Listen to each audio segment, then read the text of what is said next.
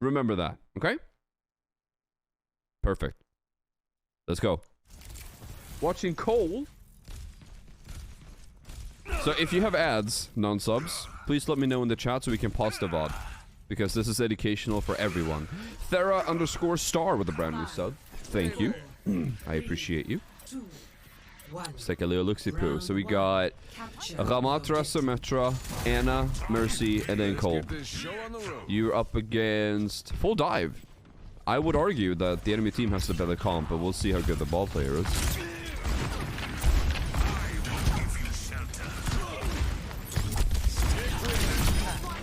I can say already, Exodus, when the ball does something like this, they move forward and do a pod driver. Your main objective here is to throw a grenade and then fan to hammer him straight away, because we want to have as much ult charge as possible so we can get a free reload, right? So in this case, right here, you were in the perfect range to actually fan the hammer and hit all the shots, but also put a grenade in. You never know. Sometimes you do that, and the Ana hits a lucky sleep. He gets slept. You already did 60% of his HP. This particular moment could have led to a kill. I'm not saying it will, because you have a Symmetra, but, you know, in any other case, this could have been a kill. So keep that in mind. When they're around that range, you can actually do a lot of damage to them.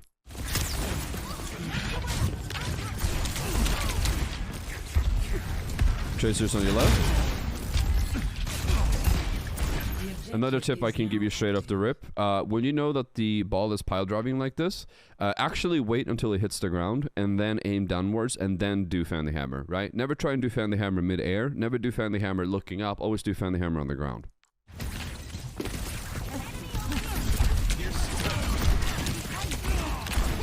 Almost unlucky. Nice focus. Ooh. Nice shot.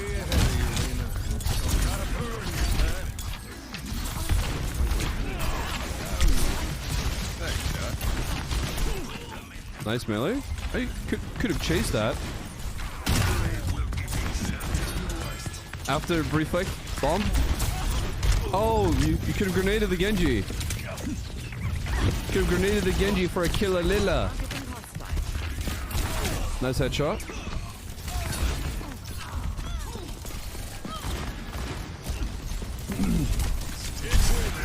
So I can tell you already that you're having a hard time locating where and who you want to kill, right? Your aim is all over the place, and it's not because you're bad at aiming, but it's because you have no idea what you're going to shoot, right? You're looking for the tracer, you're taking poke damage, you see the Genji in front of you, and then you see a fucking ball pile driving left and right. So it seems to me like you're absolutely trying to decipher who you should be going for. In this particular case, if the tracer's not up in your face, she's generally not the target you want to go for. It's okay to shoot at her pot shots and see if you get a lucky headshot or whatever when you have a damage boost because you one shot. That's all good and dandy. You need to pay a little bit more attention to the Genji's reflect, right? I've heard him use reflect twice, and I don't see you looking at him, right? The most vulnerable target in the enemy team right now is this Genji overextending over and over and over again. There were two cases where his reflect was down. You could have thrown a cast nade onto him and actually killed him both times. One of them he was anti-naded, the other one he wasn't, but both would have led to a kill anyways because they don't have a Kiriko, so they can't cleanse it off. In this particular case, you need to be a little bit better when it comes to like hearing abilities being used out of the parameters of where you're standing, right? Genji's used reflect twice. We could have punished him twice for it. The ball is very difficult to kill, so generally speaking, I wouldn't try and always go for a kill on the ball. Instead, I would focus the Genji here, and I would probably try and get the Lucio if I could. If the Tracer gets a little bit too close, I would shoot at her more. Ads. Oh, there's ads. All right, chat, we're waiting.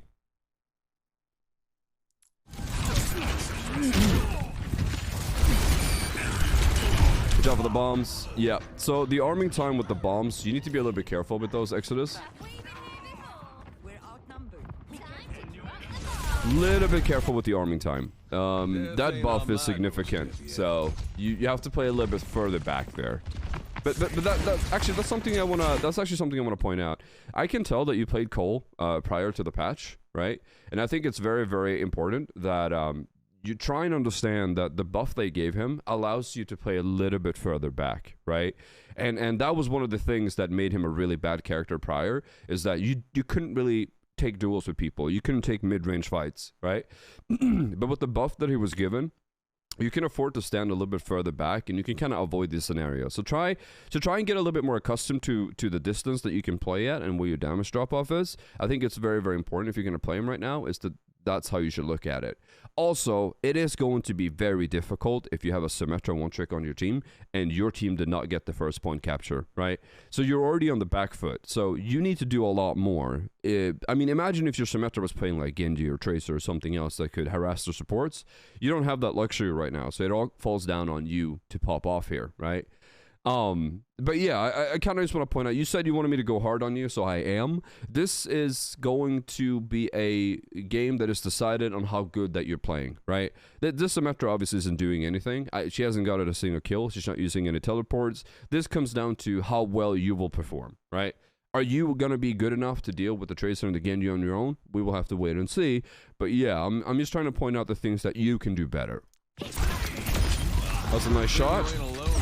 Get him out of here. Try and use the enemy movement against them.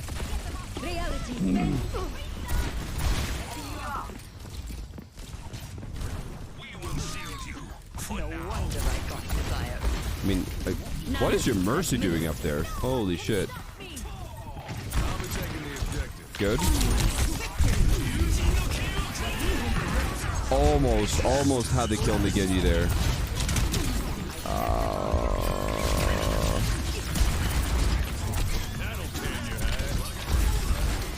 Exodus, what I'm gonna say now.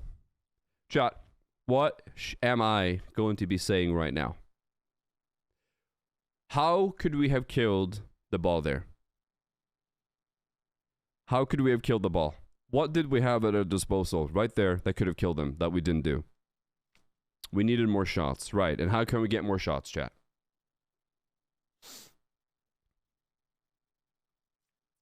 Yep, we could have found the hammer as we did, and we could have pressed Q, insta-cancel it, found the hammer again, and it would have killed the ball, right?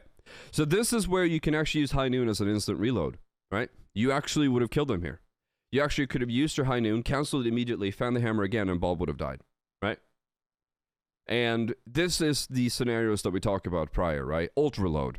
So for those who don't know, High Noon is a very bad ultimate, but it does have the benefit of giving you a full magazine or full 6 bullets if you cancel it. So if you open it and you cancel it immediately, you get 6 bullets in your chamber again, right? It's just magic. It just works, chat. Don't question it.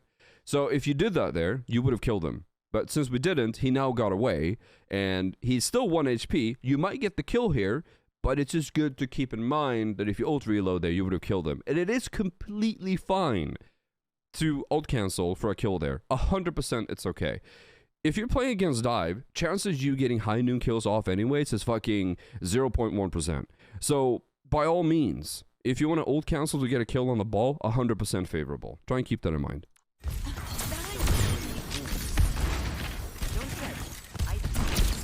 Nice. Put it on my tag.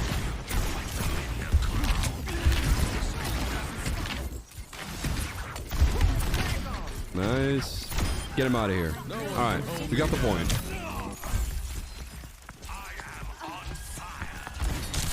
Why does Ramatra say that he's on fire when they've removed that from the game? Okay. Oh! Oh!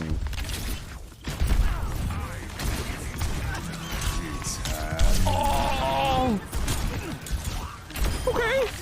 Okay. Ballsy. Nice aim.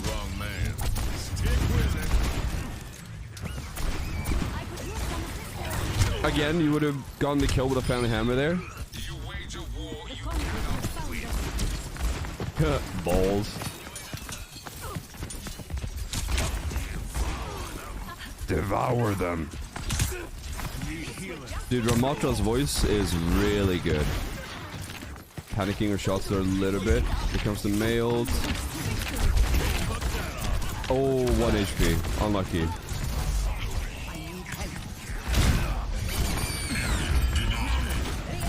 Minesweeper. Oh. Grenade. Beautiful. Go for the Ana. Go for the Ana. Oh. Watch out for the Ana. There's still mines on the point. Okay, nice, nice. Fuck, man. If we got that Ana kill there, it would have been perfect. So I can... Actually, nah. That's almost too much feedback. Be a little bit more careful when you throw the nade. It has a very weird attachment rate. Nice shot on the Genji. Nice shot on the Junkrat. Yep, I would have high noon here too, actually. Hold it. And... Woo! Perfect high noon. Basically just making sure that they can't touch the point. It's a beautiful high noon. Get the ball out of here. He's dead. Nice. Popping off. Get the Junkrat. Chop with the Genji. Oh, that's a nano blade. Yikers. That is tough. Okay. It was a good run by you. Towards the end there, it got way better. But, dude, nano blade is just dice of blade, dude. Dice of blade, man. Like, Nano Blade is still, like, one of the best combos in the entire game, like, bare none. It's just disgusting. Score. The only way you win that, I'm telling you right now, the only way you win that is if your Ramatra has ultimate. That's it. That's literally it. There's no winning that unless your Ana hits, like, the nuttiest sleep of the century. But that's about it.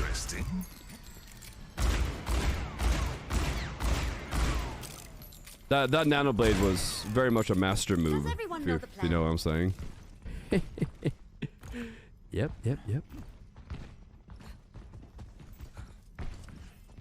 5, 4, 3, 2, 1. Round 2. Capture the objective. Everything from them. The fight has only just begun. Actually, that's a good point, Davitor. Davitor brings up a good point. What about reading Nanoblade? What about reading Nanoblade is up and focusing them earlier? So, interesting. I was gonna say something about that, but the truth is, it was so fucking chaotic. For like, I would argue like a straight minute. They just kept like coming to the point, stalling, right? Coming in one by one by one by one. The truth of the matter is if they didn't have a Symmetra, I think they would have gone way different, right? Even with a Symmetra, he was like not pulling her own weight at all. I think in that particular case, yeah, one could argue that you should know that they have Nanoblade, but the thing is, right, they kept like throwing bodies at the point like one by one, and it's very difficult in that case to like, oh, they might have Nanoblade, we should probably play around that. There's not really any playing around that. If anything, what you could have done differently is that you move up as a team and you play further up to kind of force the ultimate out earlier and then try and like get back onto the point. Like kind of you bait it, right? In this particular case, I probably would have known that they had Nanoblade coming, and I would have saved High Noon for that special case. I mean, obviously, games in GM versus Masters or Diamond or Gold or Plat, they're obviously going to be a little bit different in terms of strategy. But I can tell you what I would have done in that case is that I would have probably asked my tank to move up forward and kind of take a lot of space in the choke and kind of like trigger off a High Noon. So I know that if they really want to do a Nanoblade, they're going to have to risk it. Right? But in this particular case, them throwing bodies at the point one by one like this, and the Ana just being there at the right time, it's kind of tough to predict. It is tough to predict because that game would have been over if the Lucy didn't touch or the ball didn't touch, right? So there's a lot of things that went wrong. So I wouldn't want to like overlook it too much, but I think the main issue is that the game was kind of favored to them because we had a sim that didn't really do anything. So I think Exodus played fine. Hopefully that makes sense.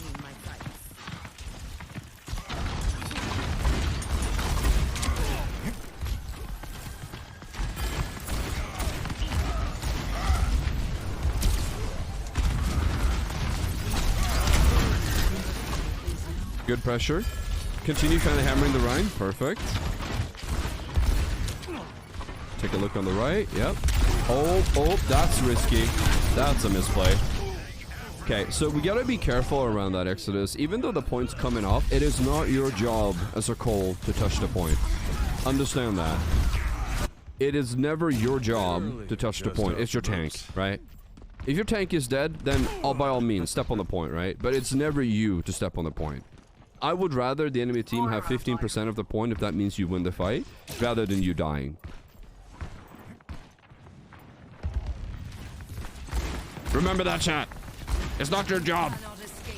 That'll get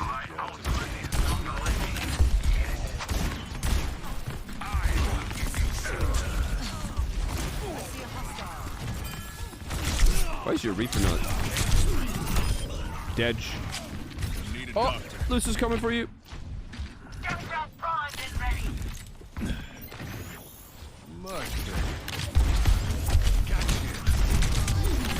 Oh!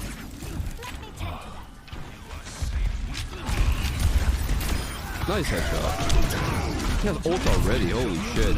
That's unlucky. Is there a VoD review? Yes, I am. I got both my feet on the table, and I am drinking a coffee latte to start my streaming day. So I figured, hey, let's do a VoD review. I'm taking the objective. Anyone else want some? Okay, Nanoblade. This fight is lost. Nice kill.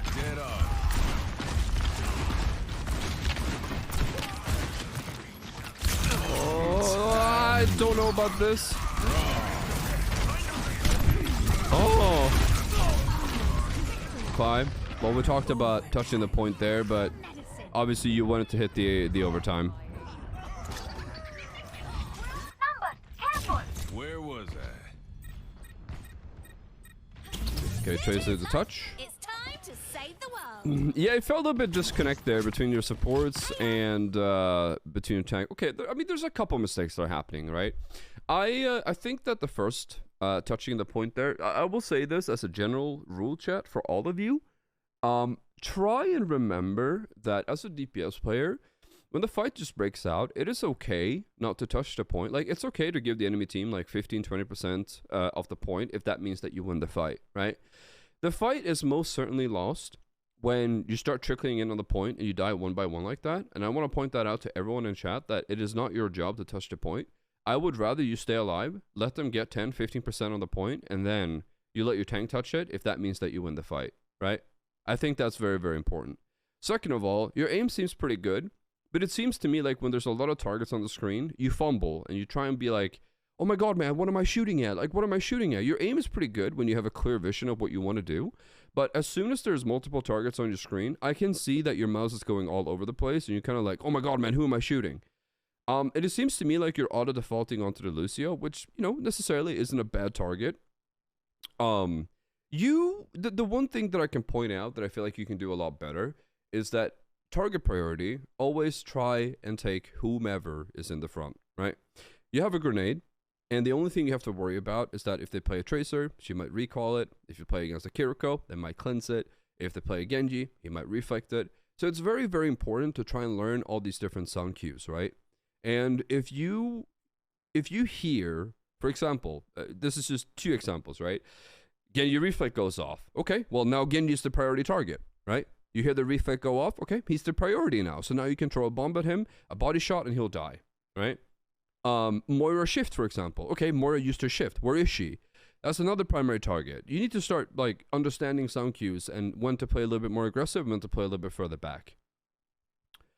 Other than that, when you had a clear target in mind and what you wanted to focus, your aim is pretty good. It just seems to me like it seems lost. You don't know where to start. You don't know who to pin down first. As for the second point, when you touched the point there, you died early. Big mistake. I would rather you wait, play that little bit defensively, and play, you know, around the strength of your aim a little bit more.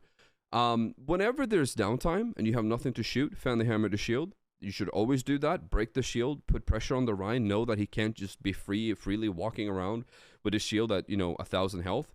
Not okay. Always good to fan the hammer that.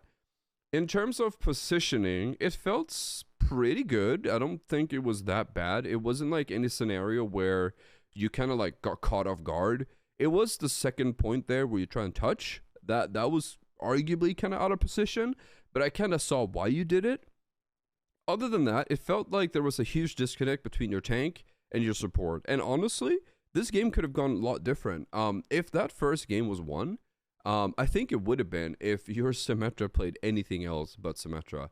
Like literally just playing Torb and throwing a turret on the point probably would have made all the difference. So I wouldn't take away too much from that. I think this could have been a one game 100%. And you did pretty well, all things considered. But if I were you, I would focus a lot more on trying to read the ultimates that are coming in from the enemy team. And if you're ever having a hard time of understanding how that works, the scoreboard with the damage is always a pretty good indicator of trying to figure out where people are with their ultimates too, right? And I think the biggest tip I have for you is that you need to understand sound cues a little bit better. When people are using their very big cooldowns, like on cooldown, like the Genji's doing, or when the Tracer does a recall, that is your time to shine, right? You have to understand that if a Tracer uses recall, she then pokes at you. If your Mercy boosts you and you throw a nade at her, she dies. She gets one shot.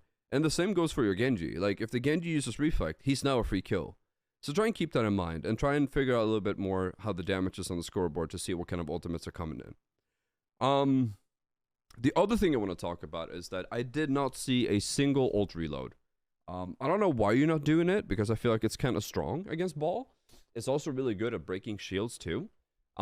We did let the Ball live twice, where you could have killed him with an ult reload. So I want to point that out too, you know?